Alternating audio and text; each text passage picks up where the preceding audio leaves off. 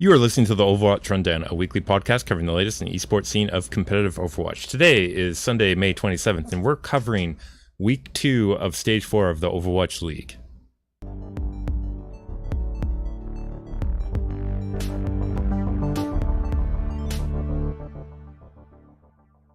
Jax, Week 2, some interesting things happening this week in Overwatch League. Some Black Star picks, I believe you called them, coming through. The biggest of big Black Star predictions came through Lepelos. I do want to start off by saying if there's any technical issues on my end, I do apologize for it. I am still dealing with terrible internet. If any of our listeners out here actually work for Spectrum, I fear for your jobs going forward because the level of support your company provides is absolutely terrible. And if this is indicative of Spectrum support across the country, then get the resumes ready because it's bad. Now, Jax, I would love to transition so badly from that to talk about Shanghai Dragons right now because you know why. But listen, Crumbs already took him apart in this past week, I believe. That was something that was interesting to see. Some shade being thrown by analysts finally on the live broadcast. I think I said on the Discord, Crumbs is trying to earn my respect when he, called out Free Feel for his terrible play. I mean, it's so bad that when I watch some professionals play, or at least not Overwatch League professionals, but professional Overwatch players like Hard Blue and some others, and they see Free Feel on the team, they cannot help but crack a joke. Lepelos. It's similar to when we had the AKM Blades thing going on, and everybody was making jokes about the AKM Blades. It's the same for Free Feel right now. I saw, was it today or yesterday, Blizzard put out, they have the pros who give you their settings, so you can adopt, you can copy their settings for your own play. I could not, I linked it on Discord. I could not though recommend it to our viewership. I could not in good conscience. I don't know how Blizzard can honestly put that video out and recommend it to people. That is, if you want to give me some Zen settings, put me up with Jay Jonak, man. Okay, I think or Shaz. They're trying to give that shout out to the Shanghai Dragons. Listen, you don't want Kaguri's settings though either because apparently not. Yep, does not work for me, Lepelos. Yeah, can you imagine if they gave out that as their suggested settings for people to use? I'm glad they didn't do that. Although obviously I'm sure she'll get plenty of features in the media anyways without Blizzard to help. And Shanghai Dragons remains a DPI 50 cents. That's not playable. I'm assuming somebody in our chat here is expertly trolling me.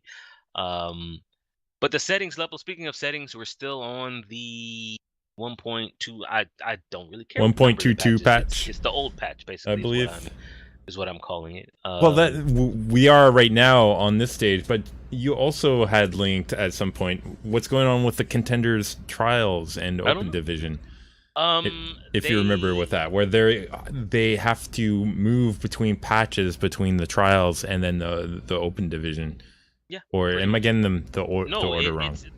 Here's the thing: the fact that you're confused about it, Lepelos, shows you what the problem is. Because I'm confused. Because the players are confused. I forget who was. I think it was Ajax. Ajax, what team does he play for? Actually, he played for last night's Leftovers. He put out a Twitter post about. Let me see. Actually, this is someone else who says the decision to run an old patch for Stage 4 and the Contenders Trials is frustrating inconsistency that joins an ever-growing list for players and fans alike. So here's the thing. I mean, why are they playing? Are they playing on this different patch, Lepelos? I don't even care about them, not representing the live game. Why we have all these competitions, and if I were to sit down and say, and you look at, you don't know what they're playing. That's a failure. You don't know. I agree, and it's also really weird because it was a small patch, and the reason for the Overwatch League was something about pausing and crashing on some escort maps, and they'll probably say the same about the situation for this Contenders Trials. It's definitely concerning though because we're entering the phase where that's important, and I am also wondering, do these people have the ability to practice on that patch? Do they actually have access to a server where they can practice that patch? I imagine some do. Hopefully they all do, but in your Not path to that pro, you know how far along that path do you have to be? it kind of reminds me of our old Planet Side 2 days, Lepelos, where, our outfit tried to be quote unquote competitive, and we had a practice match against someone, and the someone had access to the map that we were going to be used. They had already had access for weeks or a month, and so they knew the map inside and out, whereas we were coming into it and we had no idea. We didn't know the strats, we didn't know the secrets, so of course Literally they getting people they onto they kicked our continent for the butts first time. because yeah, because they knew everything. And I just want I'm just looking now at Ajax's Twitter from last night's leftovers. This is from May 23rd. Levels. He talks about no one has practiced on this patch in over a month. Game has changed so much since then, and it's like these players here, they don't have access to tournament realms like the Overwatch League players do at the Blizzard Burbank Studios, right? So for them, part of their practice and just staying sharp is playing on the live server. But in that case, you're practicing something that doesn't apply to you. Ajax also says that we only have 3 people or teams that they can scrim against now. Only people that got relegated to trials from contenders have this patch with the tournament realm client. Open division teams so you have people. Open division just concluded, I think, today. Open division teams, they go from open division to contenders trials to contenders. So the people who failed at contenders and got downgraded to trials, right? They have this tournament patch that they can practice on. But if you're coming from open division and your next opponent is going to be these people in the trials, they've already got that advantage, Lepelos. They've already have access. They're already able to play on it. You can't, because you can't go back in time and play on an old patch, which is what Blizzard wants them to do. Now, Blizzard will continue to say, well, we've got this escort bug. Man, it is 4 or 5 weeks and you haven't fixed it yet, man. Yeah, no, I'm very critical of him here too. It is pretty ridiculous. But let's go ahead and get into our coverage of the It's Overwatch League incredibly frustrating, dude. because we still have the old Hanzo in play, and we're still seeing the old Hanzo in play, and as well we're also seeing Brigitte, or what Brigitte, I guess. Listen, Listen, it was cute that the Overwatch League tried their whole how to pronounce it thing. Baguette Lepelos. You can call her whatever you want. Everybody. I I imagine this is a Jax moment here right now with the connection from Spectrum giving him some issues. But um, as you know, anytime you have to spend about 3 minutes of your broadcast to try and explain your character's name to everybody to get it right, you're kind of in a bit of trouble Nope. over that. I call her Baguette is a name that I have assigned her. My best friend would tell you I don't remember names. I assign people names, and that is how I remember them. So for everyone who listens to the Overwatch Rundown, if you hear Baguette, you automatically know who I'm talking about. Um, it does make me wonder though, if some of the Overwatch League teams levels, they struggle playing against that character so much. I mean, I question whether or not they have access to the patch where they can practice with it, because you look at some teams and the lineups that they run out, and they're running Genji into Baguette, and they're still running And Tracer, that's and you something just we'll can't get help but into. wonder, what patch are these teams practicing on? Speaking of wondering, Jax, I'm left here entering week 2, game 1, Yeah, wondering why you had picked Dallas Fuel, but then I am left here wondering what the heck happened. Let me run down the score here. Blizzard World 2-1 Fuel, draw on Lunar Colony for 2-2, Oasis 2-0 Fuel, and then to close it out 3-2 on Watchpoint Gibraltar for the Fuel. Jax, this was a 3-0 for the Fuel, and I yeah. wanted you, with your Black Star pick, to explain what happened here in terms of this seemingly turnaround from the Dallas franchise right now. The biggest thing for me is, well, not so much Dallas, but looking at Boston. It's two things. One, Krusty is gone. Now I don't know. We still, we don't have we're not able to gauge what kind of difference a coach makes. But looking at Boston's performance so far at this stage, I'm willing to say his presence not being there is pretty big. The other thing for Boston is that Striker, he can play Tracer. It's just Tracer is not as effective. And so without him being able to carry that extra bit on Tracer, and without Mistakes and the rest of the team able to lift themselves up, Boston as a whole comes down. That being said, if Tracer is no longer a main pick levels, if Dive is no longer the go-to meta strat, then a team like the Dallas Fuel, who can't play dive, they start to look a lot better. Effect, as you know, is still in Korea recuperating. So they don't have a tracer player, right? They have struggled with AKM on Genji for some reason. They have Seagull, they have all these players, right? So Dallas has now brought in a new coach in Arrow. Tracer is no longer a problem, and so things have come together for the Dallas Fuel. The thing that I need Dallas Fuel fans to be careful about, because I'm seeing all these people who, the Fuel bandwagon is just Full lighting effect up right right now. now, Full Lepelos. effect. Be very full effect, he says. Be very careful. One, Taimu is now hot again, but Taimu for the first three stages was not hot. That's not the kind of consistency you want from a DPS player. The other problem is a patch can come out at any day and will bring dive back in, and that leaves Dallas Fuel unable to play it.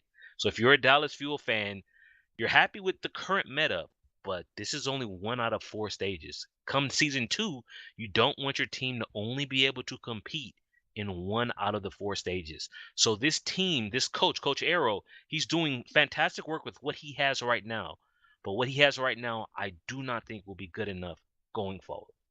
All right, Fantastic Jax. win for them here.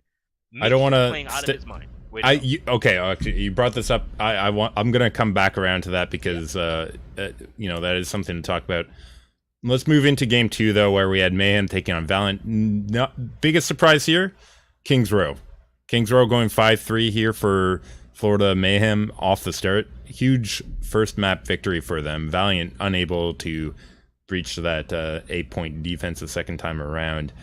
Kind of an issue for them. But from there on, it's Hanamura 3-2, Valiant, Lijiang Tower 2-0, and Watchpoint Gibraltar 2-1. I have to be honest, Jax, this is one of the games where expected outcome was a Valiant win here, and I didn't pay too much close attention to this because too many games in a week. But that said, they clearly did what they had to do to close it out here in the end. Maybe losing that first map there was a sort of motivation for them to pick up their game as things went on. Yeah, Florida, I mean, it was a sideshow to go on his personal stream. He said he said for Shanghai, Dallas, and Florida, you have three teams where the players are playing for their effing jobs. That is still very much the case. If I'm looking at Florida right now, the only player secure with his job for me is Saya player. I think Tavik is relatively safe because he's a very flexible DPS, and while he's not at the tier one level I'm used to seeing, he's perfectly fine for Overwatch League. yeah. I question Awesome Guy and Swoosh as tanks. Manitin, I don't. It's a hard Manitin, I read would on say him. is He needs probably Roadhog safe. to be meta, I think, before he can be I mean, really played Reinforce says often. his Zarya is good. It's not Yeah, bad. It's perfectly fine Zarya. It's just I think Manitin is also one of those who is probably secure. I had a conversation with someone else on another Discord where I said for me the two support players for Florida are probably done. If you take a look at some of the top teams in the league right now, right, they have really really strong supports. Like if you take some of the hottest teams, you have New York, the Gladiators. What do they have? They have really good strong support core levels. Can you say that about the Florida Mayhem? absolutely not. So not a big surprise here when they Yeah. lost to the Valiant. Let's move into game three of day one. That was Houston Outlaws, who I had picked, taking on the LA Gladiators, of course, your fan favorite. Kings Row looking good for Houston Outlaws there. That double Lepelos. Are you kidding me? sniper strat. Shields up, Lepelos. Okay. But yeah, well, from there on, Jax shields up entirely. 1-0 Hanamura, 2-0 Oasis, Dorado 2-1. Jax, I know you're itching at it. Let's do this here. Let's do it now. No, you know what? I'm teasing you, Jax, because we need to save this one for the next one. And of course, I'm mentioning Jake. You're not allowed to get into this one. I want you to instead comment on Gladiators here, closing things out hard without doing I that. was very when it came in after Kings Row, I was like Lepelos might have been right with his pick. Houston and Jake in particular on the Hanzo. I think I should point out though, Void, the off tank, the flex tank from Kongdu.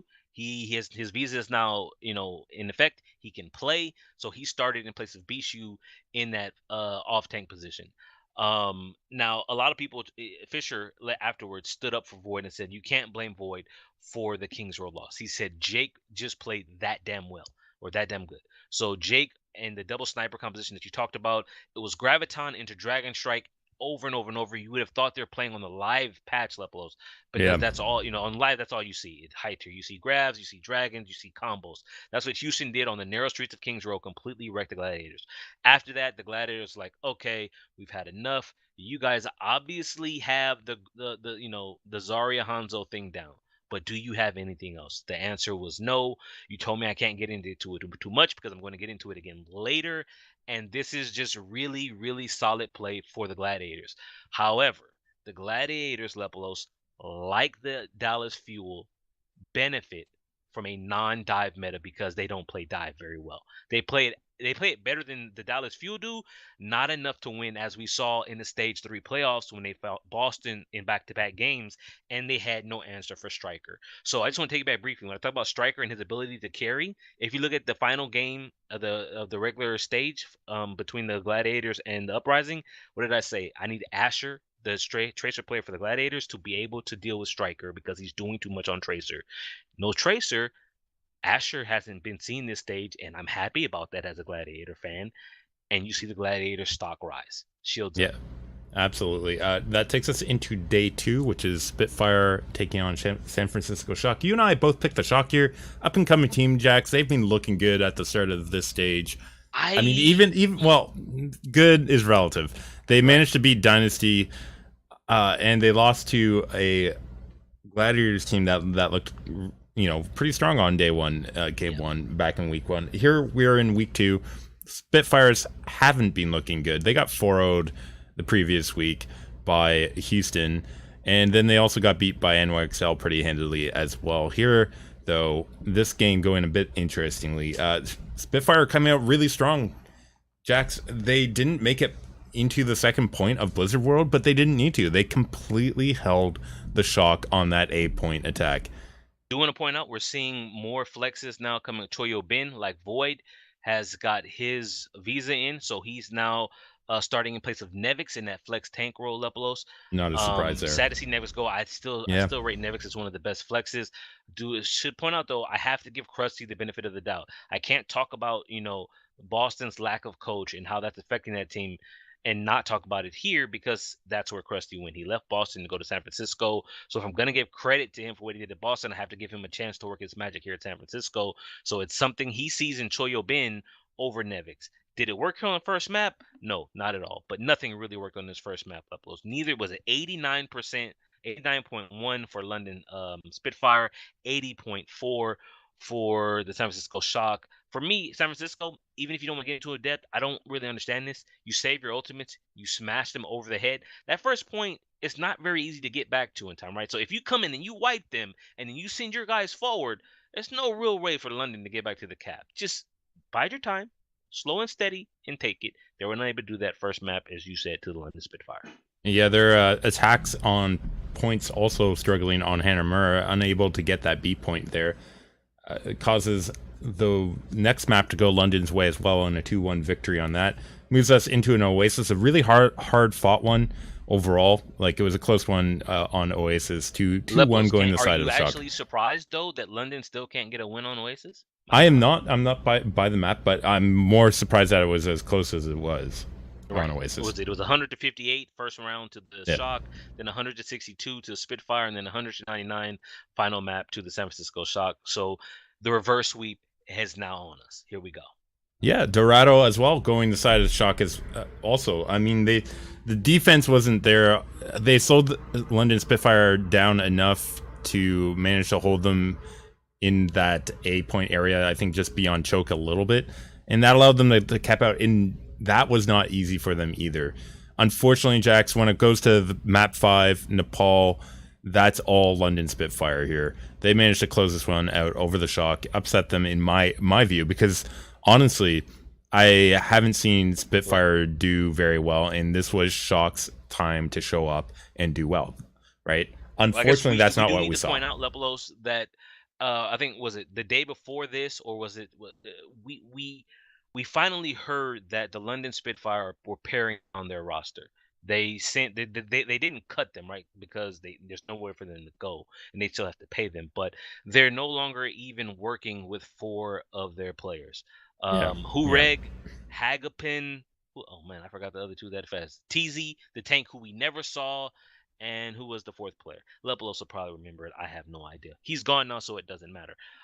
So previously, you and I were somewhat critical about the wholesale changes that London would make in the middle of a series, like this 5 map series here, right? We would see, 10 different players played with 3 changes in between each map. We no longer have to worry about that. They put out that press release that says, they're just focusing with this core group that they have, and this is what they're working with. I I do want to ask you though, yeah.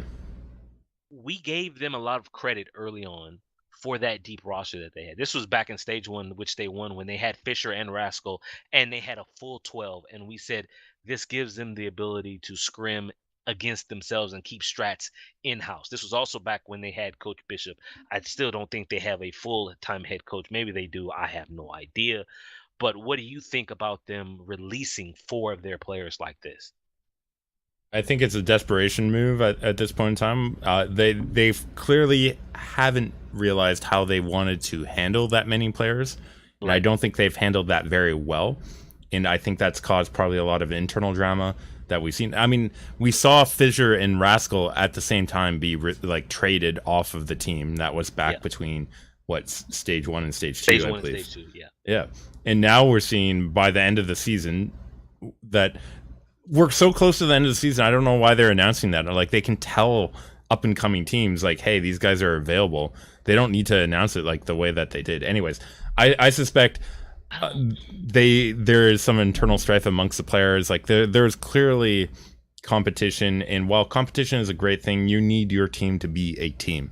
And I don't Right. think they've been operating as a team by trying to get everybody subbed in to get quote unquote land experience. I mean, it's interesting because we've seen from other teams. I mean, we can go back to last week. We talked about the Los Angeles Valiant and how we saw 3 players we normally don't get to see for that team who finally got to step in. Um, I do think you're right. They're living in this team house and people want to play, right? If they're competitors, which these guys are supposed to be, you don't want to just sit and ride the pine. And I guess what you're saying, and I think there's probably a lot of truth to it, is players, the vibe just suffers when you have people who are unhappy. I think that's one of the reasons why, as Yeah, good as Fisher absolutely. is, they got rid of Fisher because he, as you can see, is a starter and he wasn't getting the minutes that he wanted. And it was perhaps just dragging down the whole team environment. And you can't have that, especially for them, because they are still fighting for that first season playoff spot. They don't have it locked up. New York is the only team that has a playoff spot locked up right now. So while we question them sending these 4 people away, I think you might question them making it public more than them actually doing it. Yeah, I don't have a This problem is with them doing it right, here, and I know I was a big proponent of the 12, and I still am right, if it's managed well. But paring your roster down to 6 makes that kind of management a lot easier. right. And I'm not saying it's the right route. I'm just saying it's a band aid for this season for Okay, London Spitfire. okay, That's what I'm saying. all right. So, But they got the Jackson, win here, right? they The got the fifth win match 3-2. tiebreaker, unlike stage three, is Nepal. It's not Oasis, which they've already lost. But Lepelos going forward, they got to figure out Oasis, man. They've Yeah, got to. I'm just at this I mean point, we've like, talked come about on. that so much back I in mean, Lepelos, it's previous they stages had a where it's problem come in up. stage one. It's now stage four. You're gonna go into the playoffs with being able to win on the map. You're just gonna say, okay, it's Oasis, we're done. They're of Come course on, not the only team that have struggled on certain maps. man. Gladiators are known Gladiators to have watch a them. certain. Yeah, Thankfully, they Gladiators don't watch play them that well. against Florida Mayhem, who they take on here. But it's not even a quick game to talk about. 3-2 Kings Row, 2-0 Hanamura, 2-1 Lijiang Tower, 3-1 Dorado. All of that going the side of Gladiators for a quick 4-0 here. You got to be feeling good, Jax. Your team won twice this week. A rare no I shields think down moment. 2 weeks in a row. We're 4-0 they got through it's 2 back to back weeks. for Lepelos. See, the reason I'm happy is they're finally winning. And when I say winning, yes, they won last stage. They just eked by a few of those games, right? Like 5 maps here, 5 maps there, here 4 and done, and not a 3-1, but 4-0. I think I said before this on the Discord, I was like, I want to see how they approach this game because they had a pretty big game the previous day against the Houston Outlaws, and it's like mentally I wanted to see, are they ready to just come out and win? And they were. If you're the Florida Mayhem, though, the ownership there, Lepelos. They've got. I hope they're taking notes. They need a coach. They need an analyst. They have an analyst. They have an assistant coach. They need more. They need a little bit of everything, including the bus driver, so Tavik doesn't have to drive the team to the stadium. And I'm even though we haven't heard about it since stage one, I hope that's still not the case, man. I really do. But it's Yeah. Florida, so it very well may be. But this Uh, team here, this is garbage from Florida. Absolutely. Side player, you're fine. He can probably Lepelos leverage himself into a pay raise, okay? But the rest of these people, okay. yeah, definitely. I mean, we talked about that. And speaking of the bus, let's talk about Philadelphia Fusion running Shanghai Dragons over with that bus. I mean, it's another 4-0. Like, listen, Yeah. they have some bad blood or something against Shanghai Jacks. Every I mean, time, there's always something that comes out between Philadelphia Fusion and Shanghai Dragons. I don't know Shanghai has what it played is. them close though. I think They have two at least two of last them have they played in every stage? I well know two last of their stage previous meetings went to 5, right? So last stage we had Carpe that do the that teabag. tactical Tactical crouch. crouching. Sorry, I forget teabag is inappropriate. I do apologize for Is that. it? I Tactical mean, crouch is you can call what the a correct term. I yeah. mean, tactical crouch Okay. is the correct terminology, Lepelos. Yeah.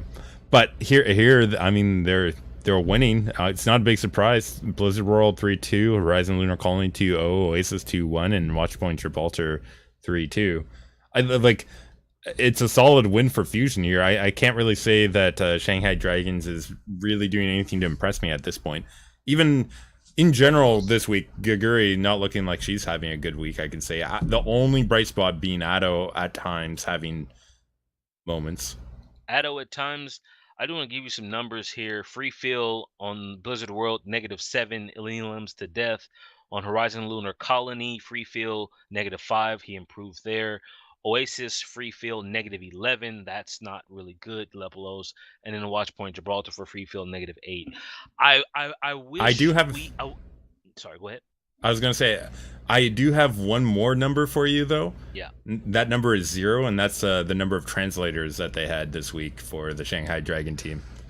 Gajuri recently tweeted out that the team had been without a translator since the end of stage 3.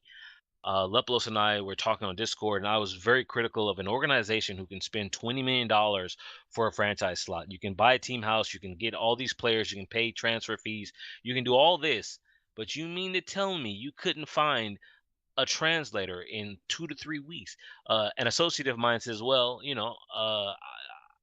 how many Mandarin to Korean translators are there? And then I just had to. We're living in Los Angeles. They're living in the Los Angeles area. They have all this capital backing them.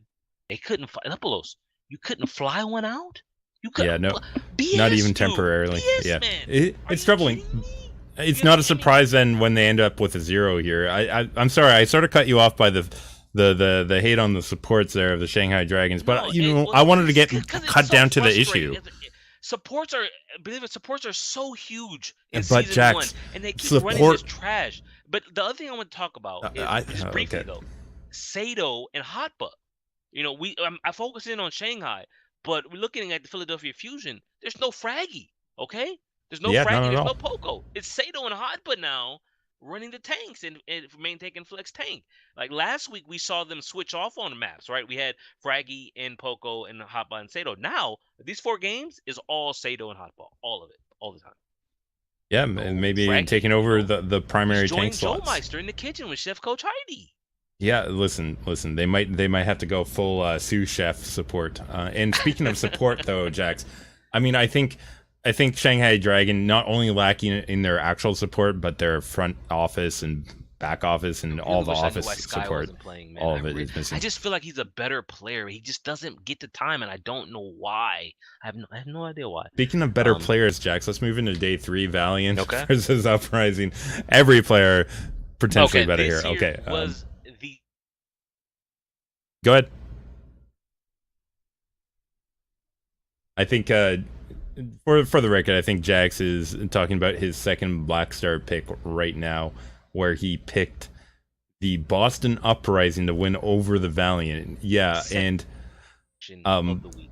For Lepelos, if you remember when I made this pick, I was thinking and I was thinking hard and I was saying, and I think I said, sooner or later Boston is going to have to win. That's what I said. I remember saying that. Sooner Boston is going to win a game at some point, and I picked this game because even though they're undefeated at this stage, I am not sold on the LA Valiant. The casters and analysts kind of talked about it. They have had an easy schedule, and Valiant, believe it or not, they're soft. I look at them and it's like if they were a heavyweight fighter, look at them saying, they can't take a hit. And that's what I see when I look at the Valiant. I think anyone actually stands up to them with a backbone, Valiant are going down. And I'm saying to myself, Boston, you can't keep dropping these games. This is when the counterattack comes. And the counterattack came, Leplos. And then it didn't quite Yeah, come. so let's talk about it. I mean, first two maps strongly Valiant 3-1, Yep. 1-0. Okay, so Hanamura, they still got held on that B point. But listen, when your defense prevents Uprising from even getting through that 8 point attack, yeah, you're still feeling pretty good. But then Oasis 2-1, Dorado 3-2. Harder fought victories for the Uprising in order to get those through. And Yep. then we come to a Nepal, and it's like you let agilities be a Farah without going unchecked, you're going to lose. I've seen Leplos, agilities how now do you multiple counter times. Farah? I couldn't believe it, man. I couldn't believe this. I just what? Yeah, Can and I give you a number? yeah, let's, Positive 19. That is the elims to death ratio for agilities on Nepal Lepelos. Positive 19. I wish I Are you had. kidding me? I'm sure they showed the stats after the end. I forgot to record this for him, but we've mentioned this with agilities before. If he's allowed to go off, particularly on his Farah, and it doesn't matter what map, he can dominate a match. And here, Boston let up on him, and he absolutely destroys them on his There were Farah play. games in stage 3 where I heavily criticized the Valiant because their make or break strategy in their fifth set tiebreaker on Oasis was agilities playing the fair. I think if you remember, there was one or two. I know there was one. There's probably 2 games where Yeah, I roasted them because I said if your plan to win is Farah, you have failed. So now I'm looking here at the Boston Uprising, and I'm looking at what they played. Right, at no I don't you know what I don't see here, Lepelos? Out of all the heroes they played, I see Mistakes played a little bit on Widowmaker and he played some Baguette. I don't see any McCree. I don't see any Soldier. So when Farah is just flying above you, you know what you do? You send out Striker. Striker to play Farah, Lepelos. Striker to play yeah. Farah into agilities. What are Not you doing? It was not a good look, and yeah, it's not a surprise when they lost that one. Jax Farah check not met by Boston Nope. Uprising. Playing Zarya the entire time, no diva to fly. Just okay, Zarya. I mean, she fed right because when the rockets hit the shielded target, she's okay, maximum charge, and then you don't do damage with it. No, okay, I can't say that. He was the I'm only very one with I'm a very positive concerned. elims to death. I'm like we'll come back to the coaching discussion right here then, Jack, because if Boston had proper scouting, which they've had in the past, they would know that this is likely to happen with Valiant, that they're going to bring out agilities either on a Genji or a Farah in the final few maps, Right. particularly the Farah. I So will say, no I prep, think one, Jax. I don't even know who's coaching them. Two, I forgot we did not mention Aim God has been getting a significant amount of time this week. By significant, I mean he's been playing flex. He's been on main support more than anything else. Neko, who we saw in the previous 3 stages, I think I read from Twitter that he was sick or injured or something, and so this is why we're seeing Aim God all the time. So perhaps Yeah. the timing isn't there. The I'm not synergy going to pin isn't it there with on this new that support. though. Like I can't Right. put it there that on that. Like there's more I'm to I'm it trying to think than maybe that. he didn't put the Discord on the Farah and call it out, so the call wasn't there. I just I'm just looking when you just look at go for like if something is beating you, right? Pull a straight hard counter. When all they had was mistakes on Widow every now and then, right? It's like, what are you doing? Like this is me, Jax Blake, going out on the line here, giving you a black star prediction in your favor. And this is what you do, and you Uh, want me to pick you again? I don't think so, Lepelos. You're Yeah, gonna have to, because again, they have to win at some point. But for me, the Valiant, if I'm a Valiant fan, of course I'm happy we won. We're still leading the Pacific Division. We're still in the playoffs. But Lepolos, they're soft. I'm telling you, they're soft. They got that soft underbelly, man. Just waiting for someone to punch it out. Yeah, Right speaking. to the gut. Take them out. All right, well, let's move into game 2 of day 3. Got New York Excelsior taking on Seoul Dynasty. Big game. And Big game, Lepolos. Seoul Dynasty, I mean, listen, they've had Ryu Jae-hung playing a lot of main tank. I believe it was here they brought Miro back out. There, someone, maybe it was TIS Robin. I hate not giving proper credit, but I think it was TIS Robin. I read too much Overwatch stuff, man. It's hard to keep track. Someone tweeted that Miro took the time off, did a little self reflection, some introspection, Lepolos, and he figured some things out in his own head. You know, it's interesting. We're seeing a lot of these old timers. I call them old timers, even though they're younger than me, but old time Overwatch players who just it's like they have to redefine themselves. You think about Surefour and the changes and the improvements he made from at the start of the league to now, or Taimu and how he struggled to where he is at right now. And these are the guys who used to be the dominant DPS players, right? They used to be the Miro, used to be the dominant tank, or at least Winston player. Not anymore, right? And so reading that, I'm like, he's another one who just the game was starting, I won't say pass him by, but he had to catch up mentally, because he still got the mechanics. And so now I'm thinking, Soul, Miro back in, Ryu Jae-hong going back on support. Let's see what they got against New York Excelsior, the best team in the league. So what happened, Lepolos? Run it down. Absolute dominance by an NYXL. Oh, Yet again, a man. 2-1 Kings Row, 2-0 Horizon Lunar Colony, 2-0 Lijiang Tower, and Watchpoint Gibraltar 4-3. It's a 4-0 here for NYXL over Seoul Dynasty, and not even a close one at that. They looked really strong on each of their wins here. I mean, maybe their defense on Watchpoint Gibraltar was not great, but that aside, NYXL just looked like they walked through Seoul Dynasty here with their changed lineup without a problem. Seoul Dynasty, by the way, at this point, winless through 3 games when they had this game, and they play the next day against London Spitfire. We'll come to that one, and we'll talk about. Say they look bad, or is it Seoul being bad, or is it just New York being New York and they're that damn good? Absolutely, New York being that good. I mean, when you have Jonak with armor, you're gonna have troubles as other teams. That is so busted, man. But it allows him. The patch is set. What can we do? Okay. It allows him to be one of the top damage dealers in every game that he was playing. In fact, I think he might have been, if I remember correctly, in this game, he might have been the top damage dealer out of anybody, at least on one of the maps. So, you remember I ran down those numbers for you for Free Fill and how he was like -5 to -11 on elims to death? Yeah. Out of 3 out of the 4 maps that they played here, Jonek had positive elims to death ratio. The first map of Kings Row, he was at -2, which is still, pretty good. This patch is just played right into their hands. You know how I question Boston, right? One of the problems I have with Boston is what are they going to do if Striker can't play Tracer and carry at that level? I had this question, not as much, right? It wasn't as big a question mark. It was a smaller question mark that I had because Sabolbi, is the best Tracer. He has let us know he is the best Tracer in the world, Lepolos. And while he can still play Tracer here and there, he's flexing to other things, and the fall off isn't there. Like Sabolbi is still producing, and if they don't have this Tracer weakness, then I wanted to ask you: are the New York Excelsior the only team immune to any meta change? You think about any meta change you can conceive. What weakness do they have, Lepolos? Their greatest weakness, honestly, is tank meta. Listen, we're not in the 303 meta, Jax. Right.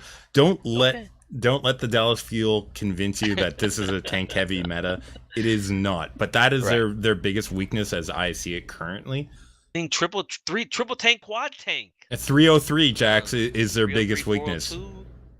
That would be. But you're talking about a completely different meta that they're not playing right now, and if we ever come around to it again, who knows by that point in time. I'm just saying, if we were playing Beyblade meta or one of these other ones, things could be in a very different place than we are currently. Let's see, if you're playing Beyblade, though, you'd run Libero, who honestly, I'm not we used saying to get they 50 wouldn't be very kills, best strong. flex DPS tag. Libero has got to be, if you're looking to assign best flex player season one, as of right now, DPS, I might have to give it to Libero for what he can Yeah, do. I'm not saying they still wouldn't be Right. strong in that. I'm just saying if there was a potential weakness, that would be theirs. Particularly if you went to Change the meta. a Yeah, I agree. 303 I agree. or a 402 kind of meta. Anyways, Jax, I don't want to get 303. into theorizing Okay. here too much, so let's Okay. move on to Okay. game four, because this one also another quick one. Shock taking on the Houston Outlaws. Jax, I had the Outlaws, I believe. We We both both had the did. Outlaws because Outlaws previous week looked so good. Hitting We fell into hitting the their trap. peak. We fell They into the looked trap. like they were hitting a peak. Hopefully it was going to carry through this week, and unfortunately not. You're going to have a moment here to talk about that. I want to go through the scores first. Go So for it. 3-1 Blizzard World, 2-0 Horizon Lunar Colony, 2-0 Oasis, 3-0 Dorado. What a dominant performance coming out of the Shock. I say dominant performance, but part of this is Houston Outlaws looking awful. And one of Their these general reasons, manager Jax. Flame after this game said this is the worst game they have ever played. He's not wrong. If I remember I think you were doing Arma 3 stuff, or you didn't watch It this live. would have been But on Friday, so it was Plan Side 2 when okay, we Friday, do yeah. So you Friday were you were ops. you were doing your Plan Side 2 Yeah. operation. I watched it though as much as I could with my terrible Oh internet, my god. and I told you, I said, Lepelos, I know you have limited time. Don't waste your time. But Houston, this is just dreadful. I don't know how to put it. Absolutely dreadful here. Yeah. So I take you back to what I was saying about the meta change, right, and how it affects certain teams. And I said Boston down because they can't play Tracer. Up for teams like the Dallas Fuel, Los Angeles Gladiators, and since it's not a Tracer meta, you know who that benefits, Lepelos? The Houston Outlaws. The previous week, we saw Houston come out. Beautiful play out of them. Beautiful play out of Linkser. And that right there is the first mistake that you and I made when picking this team. Because we saw what Linkser did and we were blinded by it. We fell into our own version of the Widow's Trap. We said, we didn't take into account that it is impossible to put out that kind of Widow performance every week. Yeah, now you can tell me, Jax, nothing's impossible. He can, of course, no. That kind of performance week in and week out is impossible unless he's a cheater. And Linkser is in no way a cheater. He just had a phenomenal week one, and then he had an average week two. But if he's average, then he's not able to carry and offset some of the deficiencies that they've had. The first game of the week for them, where they played the Los Angeles Gladiators on Hanamura, Lepelos, I saw Jake playing Tracer. You already know that is a mistake, massive mistake. So I'm saying to myself, okay, they had a day, they learned, they're going to adapt. Come here to Horizon Lunar Colony, and what do I see? I see Jake playing Tracer. No, stop. Okay, stop. I don't want to see Jake on Tracer anymore. Just like I'm not going to name one of their players that they have signed on their roster who's making free money for doing nothing. I don't want to have to mention Jake playing Tracer. He is terrible Sorry, at Tracer. Jax. Did you say 1 or 2? I can't remember what that was. See, Levelos is trying to bait me into the whole Arhen debacle. But okay, you know what? I'm gonna take the bait and say why I don't. I'm looking here at what Architect did for the San Francisco Shock. The reason why I pointed out Architect is he was their midseason signing. Blizzard World, positive 14 elims to death of Architect. Horizon Lunar Colony, positive 8. Oasis, positive 5. Dorado, positive 13. If San Francisco Shock can go out and sign this player, if the Florida Mayhem can go out and sign Saya player, why the hell did they assign Arhen? I'm not going to get into that. It's just a question I am still waiting an answer for. And there's other question for you, Lepelos. You have now Coach Taerong. You have assistant coach Kai Kai. You mean to tell me these two experienced coaches, the only thing they can think of on 2CP is to run Jake on Tracer? Such a concerning issue, Jax. I want to talk about that one for like literally a minute. This week, I guess Kai lamenting that his value as a coach has gone down after the issues that they had with Dallas. Yeah. I feel like that might have been for him a poor time to come out and say that because you're still fighting to reclaim your own reputation, and just because he had a good week largely off of the back of Linkser doing heavy work in week one, man, you do not want to have this come bite you in the ass. Because honestly, in my view, if I was a manager looking at him as a possible coach, his value's gone down yet again because of that comment. I Anyways, mean, Jax, you feel for him. I don't think he'll get the nomination for Team USA coach. As much as I lit up into Deepay, the Gladiator coach, after what he did in Stage 3, I still wouldn't vote for him. Honestly, I think my vote for Team USA coach would go to Arrow of the Dallas Fuel, formerly of the Fusion University. Deepay, I don't like the mentality he's instilled into the Gladiators. Yes, it's improving, but too little too late for that. At least for the Overwatch World Cup vote. Um, for Kai, his value is going down for me, not for that mess at the fuel levels, but because of what I'm seeing right now. yeah, Like, if you look at the absolutely. title for our episode today, I just want to make sure that I get this right, Leplos. Episode 90. Do they know they're playing for playoff spots? Uh, Like, do they, I mean, Very good let's just question for Houston can we because just they take a don't quick look like it. moment? Can we just take a quick moment to look at the overall standings right now? Top Yeah, six make it to the playoffs. I I'm looking at mean, number 6 spot, Los Angeles Gladiators, 20 and 14. Number 7, Seoul Dynasty, 19 and 15. Number 8, Houston Outlaws, 18 and 16. You're fighting for season 1 playoffs. Do yeah. they know that, Leplos? Uh, I think they do, and that's why they thought this strategy worked. I mean, go back Jake on to. Tracer, dude. I'm gonna go back and refer to a comment that Muma made going into week 1, which was he thinking that dive is still going to be the meta right now. Right, it's going to be a strong meta, right? And if they have that attitude, they've been thinking that they need to run a tracer. And that tracer, thankfully, isn't Linkser, but it's still a problem. And if I'm in problem in the context of when Houston needs or when Houston is thinking that they need to run a tracer, which that is also a problem. So Jax, we're talking too long about this. We're gonna just we're done. We're done with them this week. They won one map. Another thing that I don't want all to week see, long. please, That's all. no more Genjis into Baguette. I forget who it We're not was. done. We're not done. We can come to that, Jax. Don't worry. Was it this game? Okay, was it the no, last not this one. But we're maybe coming it up was the to. last day Yeah, it was the last day. I was We're like, what are you doing? But okay, yeah, we're gonna going get to into that the final day. Okay, We're going All right, into the Leplos final keeping me day. on track. This is why Leplos runs the podcast. I get we're speaking of distracted. Dynasty taking on London Spitfire.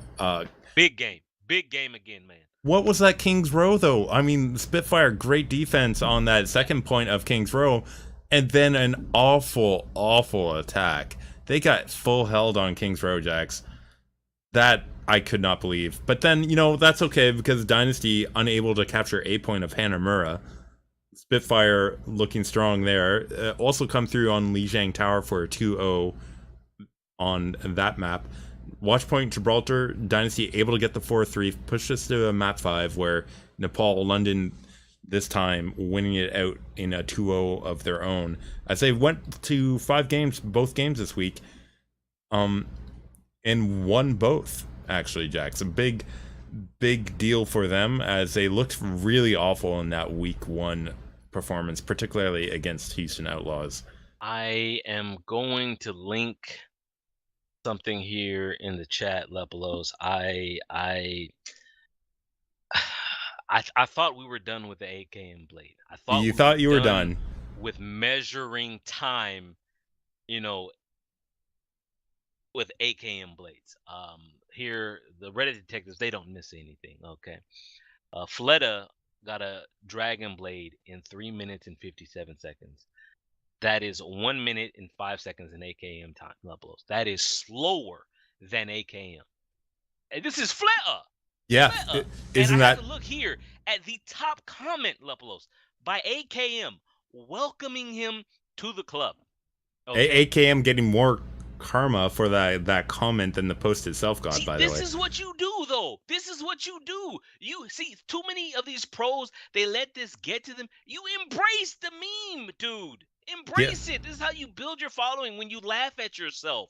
You don't take it too seriously because you know what you can do, right? I mean, yes, Fleta knows what he can do, but in this instance here, Fleta, what happened? Listen, if links are popped off hugely in that first week, you got to say Fleta here on that Genji did the exact opposite. I mean, Is there? There's got to be a meme for like failing that badly, because honestly, to Fleta this should not mean to do so badly. But I Then mean, you go to the Li Zhang Tower Lepelos and the Soul Dynasty. They ran with Keed on Farah the entire time. He's not agilities. He didn't get it done. I think we had Fleta playing the Baguette. We had Miro. yeah, It's just this team. we did have like you put Fleta on the Yeah. Brigitte. No, Jax. Okay. Anyways, yeah, I see you put Brigitte. Fleta. No, dude. See, I'm getting I him thinking almost about said it again. bruschetta, man. That's what I almost Bruschetta. said because I'm See, we almost have a hungry. new one. But Listen, it's just no. It's baguette. It's just something. Someone asked a question. I'm gonna ask it to you it's now. as frustrating trying to pronounce her name as watching the Soul Dynasty play these days. That's what it's I like. mean, Lepelos. Let me have someone ask the question. Do you? I think they have three of them. Do you think there are too many coaches for the Soul Dynasty? The I don't two have a that I problem with. know of, right, are the coach they've always had when they're at Lunatic High, but then right before Overwatch League, they poached the GC Busan coach, right, the head coach, and they brought him in because he was the guy who orchestrated their downfall in the Yeah, last season of Apex, right? And they says, okay, we want this guy's mind with us.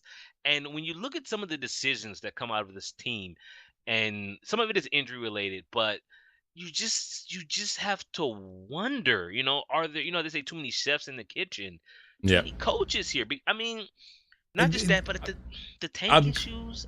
Sorry, I'm go ahead. gonna say I don't have a problem with more coaching. It's just how Okay. are you utilizing your coaching, right? Like if all they are doing are talking about overall strategy and their coaching time is not divided up into analysis and individual skill practice and coaching through those kinds of issues, which by the way, it doesn't really look like it because you had Ryu Jae Hong on your main tank without the skills there, and you have your two main tanks not playing I mean, we saw very both often main tanks because in this and they series. didn't do well. And I'm going to say, like, if one of your coaches is not specifically training and working with them right Right. now and Right. only on that, then and you have three main coaches right now, you have a huge issue. And if they are, then maybe they're not doing well. And I'm not going to say it's too many coaches. We I don't do know. think there is a thing as too many coaches, but like honestly, like if I could structure a team, there would absolutely be coaches for individual positions almost, right? Because you got to do so much review and you want to do all this review without wasting players' time, right? You want to get to core of what's wrong, and it doesn't look like Soul Dynasty has that idea of what is wrong with their team right now. They know I something is think, wrong, they don't know yeah. what it is.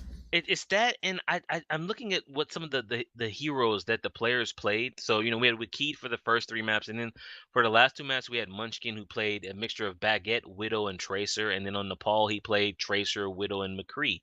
And it's like, and then they bring in Kuki because it's not working with Miro, and you don't want to go back to the Jae Hong debacle on main tank, and it's just we think. I mean, Lepos, you take a look at Nepal, 100-0, 199, like 100-0 on Nepal. Like if you remember that first map, they had nothing, and I'm just not used to seeing. The one thing I The expect from a Seoul Dynasty Lunatic High team is for them to be prepared, and the they only haven't been other thing prepared I can since say stage one.